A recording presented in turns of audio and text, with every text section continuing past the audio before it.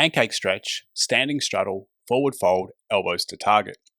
If you're working towards achieving a chest to floor pancake or enhancing your forward fold flexibility, the standing straddle, forward fold with elbows to target is a highly effective exercise. You're going to need an adjustable target, such as a stack of yoga blocks, weight plates, ab mats, or similar. How to perform the standing straddle forward fold. Stand comfortably in a straddle position with your legs straight and quadriceps contracted to maintain knee extension. Your feet can either point forward or be slightly turned outwards. Experiment to find which position best targets your hamstrings and/or adductors. Place your chosen target on the floor between your legs, aligned with your feet. Make sure the target is not forward of the body, as this changes the mechanics of the stretch as you get lower.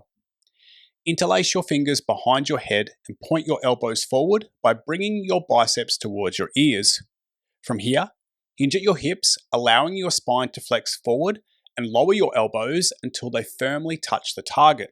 Once your elbows contact the target, engage your deep hip flexor muscles and actively draw your belly button in towards your spine. Push your elbows strongly down into the target. Imagine that someone is attempting to pull the target away. Maintain forceful downward pressure for 10 to 30 seconds per repetition.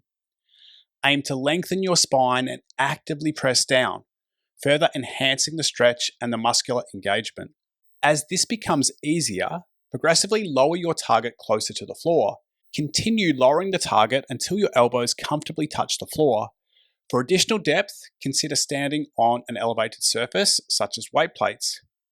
Begin with 3 to 4 sets of 4 to 5 repetitions, holding each repetition actively for around 10 seconds. Ensure consistent active pressure on the target to maximize flexibility and strength gains in the pancake position.